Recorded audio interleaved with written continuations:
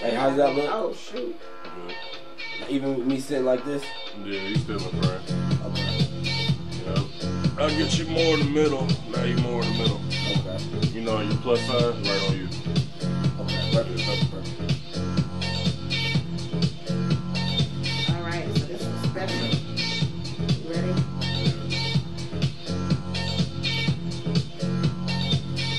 I'm your host, Queen Evelina, and we got a This is QEB special going on tonight. Y'all, we're going to be talking to filmmaker DeJuan Justin. Hey! Come on in the room so we can learn all about DeJuan Justin. WQEB 97.3. Y'all, we coming at y'all live from the Radio Cafe. Are y'all ready to learn all about DeJuan Justin? All right, we're just going to get into it with my first question. When did you first pick up a camera? You know, it's actually interesting because when I was, so this is back in 1996, I was watching Bad Boys. And Which one? The first one. The first one, The okay. first one, of course. And I was looking at Martin, I was looking at Will, and I was like, you know, because those were our black male role models at the time, especially in the comedy space. Okay. And this is back when movies used to come with the director's cut. Ah, yes. So yes, I was such a fan. I was such an enthusiast to the point where I wanted to see the behind the scenes. I wanted to see the director's cut, and I seen this skinny white dude like getting to tell my two role models what to do, and I said I want to do stuff like him, but it was. That really minimized it. That really minimized it. Because it was also a part of like the action and the way in which he controlled the scene and the way in which the cars were flying all over the place and just being able to do something big. And so everybody knows a Michael Bay movie whenever they see it. Explosion. Like he's got a signature to his art. Right. Okay, so you was like, yeah, sign me up for that. Yeah.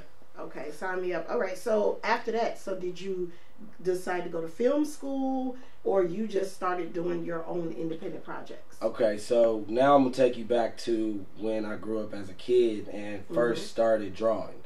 Okay. I have my best friend, he's an amazing artist to this day, Corey Bradley. I think it's Corey L. Bradley on Instagram, but he still to this day does oil painting, and he also works with brands. And so to speed up that story, I decided I liked art, but I didn't want to be the artiste. And so one of my female best friends, we used to talk about going to Northwestern together because we wanted to pursue acting and all of that stuff. Okay. And so the entertainment industry was like in my DNA since I was young.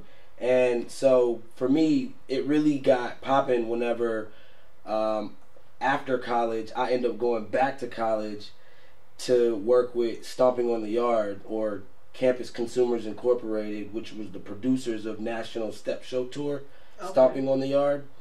And I fell in love with event marketing. We had sponsors like Boost Mobile, Vibe Magazine, ESPN2. And so when I saw how such a small organization, a small team, could put together such a large operation, and because we were a small team, I touched everything. I learned everything. I soaked up all of the knowledge. And now, from a filmmaking perspective, I'm able to combine my event marketing, event planning background with my filmmaking passion for the purpose of advertising. And inside of the digital space that we have now, I'm able to convert leads into, or traffic into leads into sales for my customers now. Okay. So tell me about your first film project. What was that like? My first film project. Like, what was the story? Okay, so you mean like my personal or like just yours? So right now I've only done other people's film projects. I have not taken something that was my story, my vision, and brought it to light yet. But that's intentional, because when I went back and I studied Michael Bay and his how he got to where he was, he started in advertising first. And so right now I'm only focused on advertising and telling brand stories because I believe that that's going to be a necessary skill that's going to set me apart once I do bring my film vision to life. Okay, so tell me about your first client then. Okay, so let's talk about Titan Pictures. So because it kind of will answer both questions. So Titan Pictures was a client that I used to do all of the behind the scenes work for. I also helped blow up their social media. I don't know if you know about Gary Vee, but basically what I came in and did was I would take a content day and turn it into 86 pieces of content. And so with Titan Pictures, we got a unique opportunity to work on a project in Peachtree Corners that actually won the Southeastern Emmy for the way that with the way we told the story of Peachtree Corners. They have the first autonomous vehicle test track in the world. And so that project aired in Spain in 2019, 2020 in the beginning, and it blew everybody away for the conference when it comes the IoT conference. So Internet of Things, where all of these big companies that are doing innovative things with technology they were able to present this 5-minute short film about how somebody in Peachtree Corners can utilize he didn't drive, it was a driverless vehicle. The car was able to talk to the watches of the people running and walking. So just being able to show like that technology field inside of a real life situation allowed us to win an Emmy. Kind of sounds like the Jetsons to me. Yeah, it's pretty fire. I mean, the camera that we used shot at 996 frames a second, similar to the Matrix. So we were able to slow down time and show how the different technology sensors were communicating with everything in the environment. Okay, and how would you say that experience is impacting your current project? I worked with a phenomenal DP, Brad Kramer. He's actually an IMAX DP, and so not just in that project, but in several projects while I was working with Titan, we flew to Puerto Rico. We traveled all over the country, producing short piece brand stories for companies, and just being his assistant. And the things that he would tell me about, and just the little techniques and the little tips and tricks, it was like my own apprenticeship. So, I think that I'm gonna really make some noise once people get a chance to see all of the stuff that is inside of his head. Okay, so yes, what is inside of your head? Are you you said you're focusing on advertising. Have you done any music videos or any other forms of cinematic projects? So I have done a web series. Okay. It's actually adult. It's like a hood story, right? Okay. So I wanted to show some versatility as well, and then from a budget perspective, I wanted to also show that I could do something with not as big of a budget.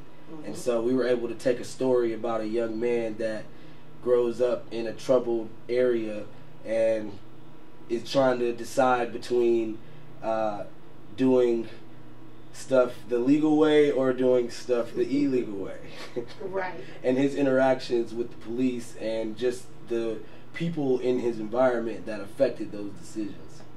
So there's a message underneath it. The director that I worked with, Michael Blakely, I actually played against him in high school. So we were rivals at one point, but now we've linked up, and shout out DNA Media Group, you feel me? But okay, so tell me what is the connection or the similarity in the storytelling you had to do for that music video versus the storytelling that you do with brand stories? So it's all about the web series and the brand story. It's all about becoming the brand. In order to tell the story of the brand, you have to become the brand. And so I feel like for me, it really started before all of that, because before you could actually advertise on social media, we used social media to promote our events. And we were bringing people out based on conversations that we were having on Twitter, on Facebook, and then when Instagram hit, that's when it really changed the landscape of things, because once they introduced those 15-second videos, that's when I was like, okay, now is the time for me to pick up, learn the technical side of cameras, lighting, photography, videography, and that's when I've been able to really just bring my art to life. Okay. How do you feel about the advancements with cameras and our smart technology? Because you can edit, film, do audio and all of that from your phone, like in these apps. How do you feel about that? So no, that's actually a good question, because technology is totally disrupting the industry.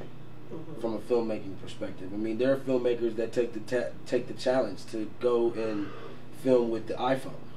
This is the 14. I got it just so that I could see like what it was capable of, and this is a phenomenal camera, especially if you know how to work lighting.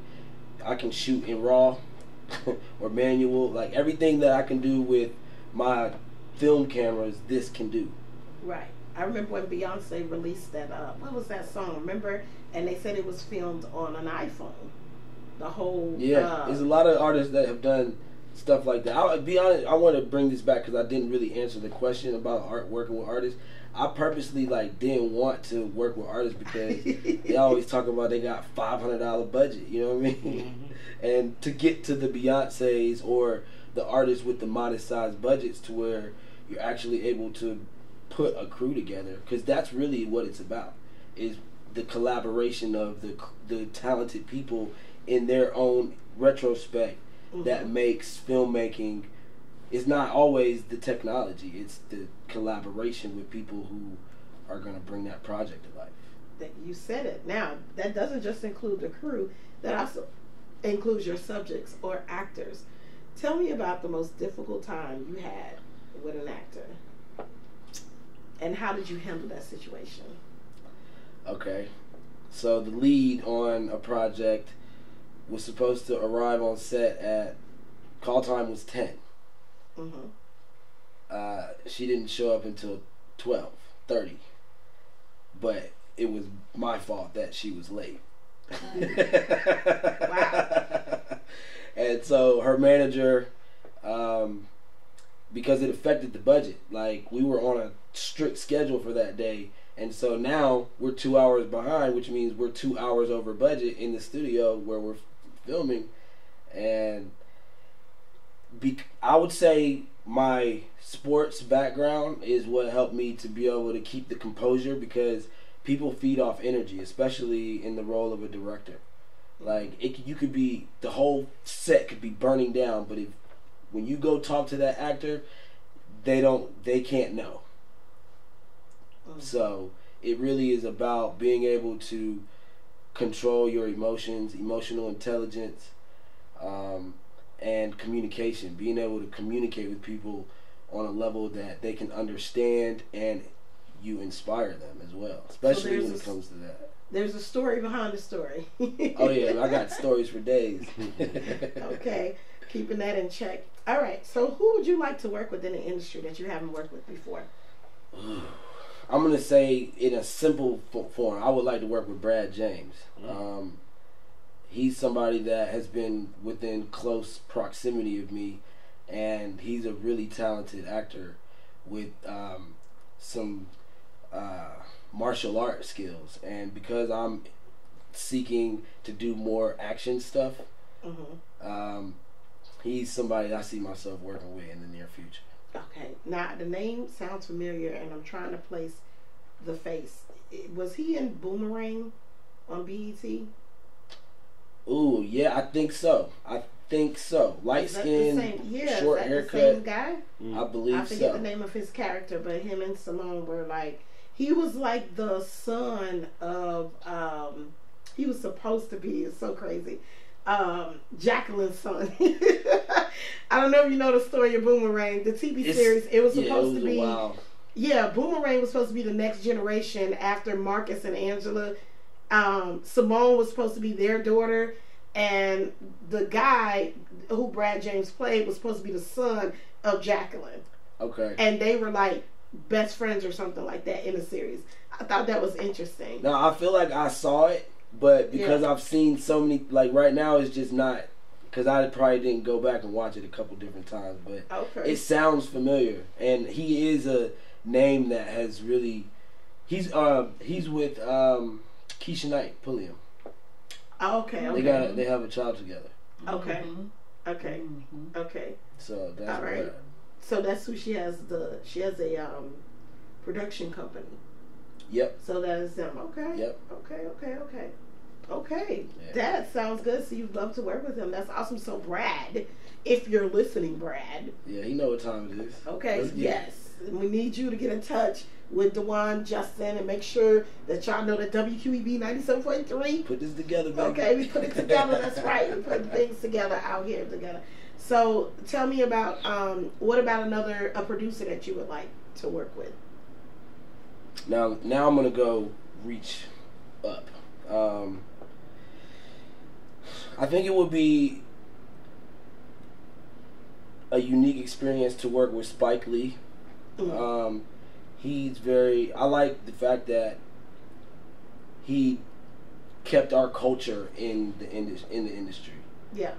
He didn't go to the other side and start producing big film and not keep it with the people that really helped him get there. Let me pick another name. So now I'm gonna go. I would say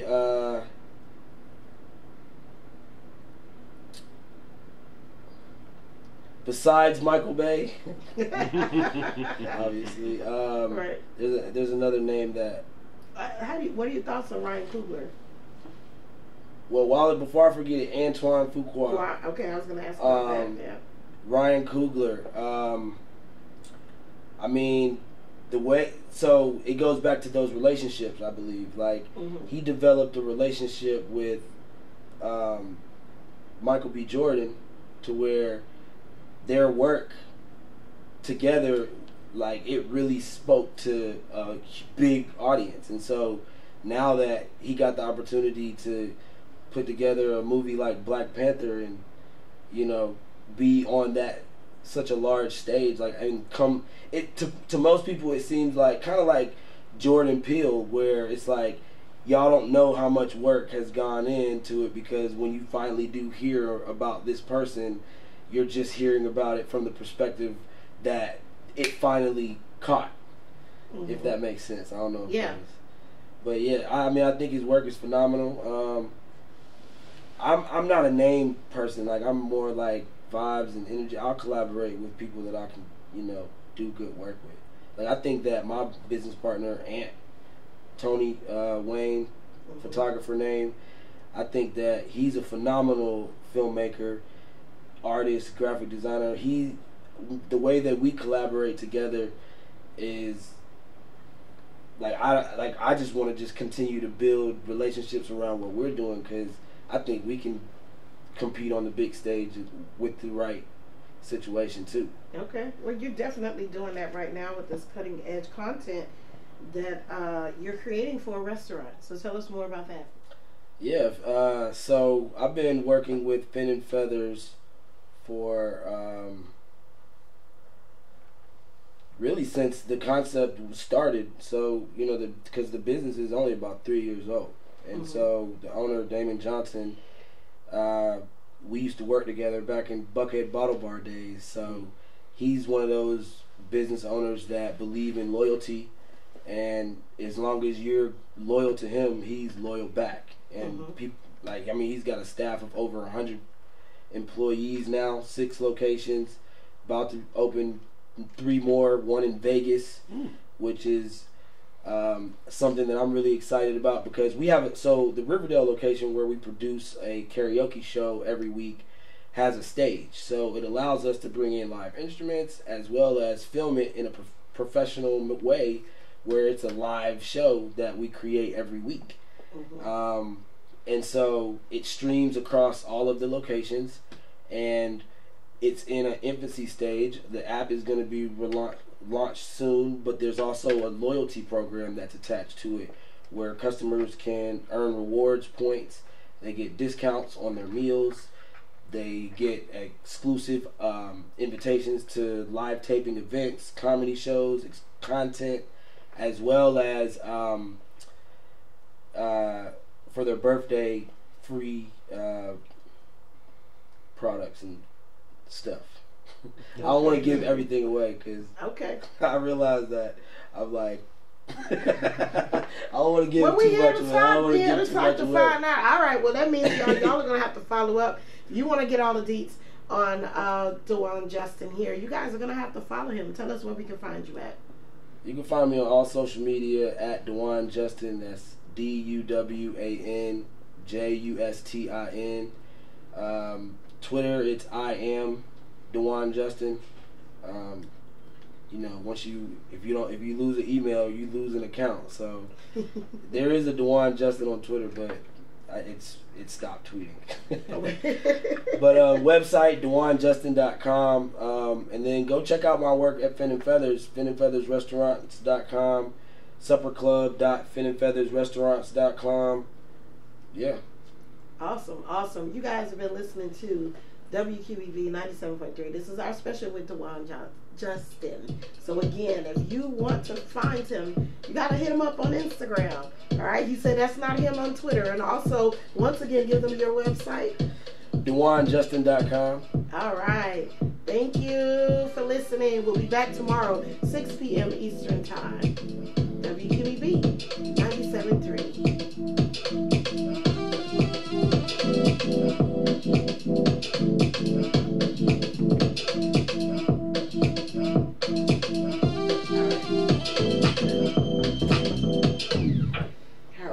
Thank you. Sorry about that. Because I was like, I seen y'all, and I seen the camera, and it did not register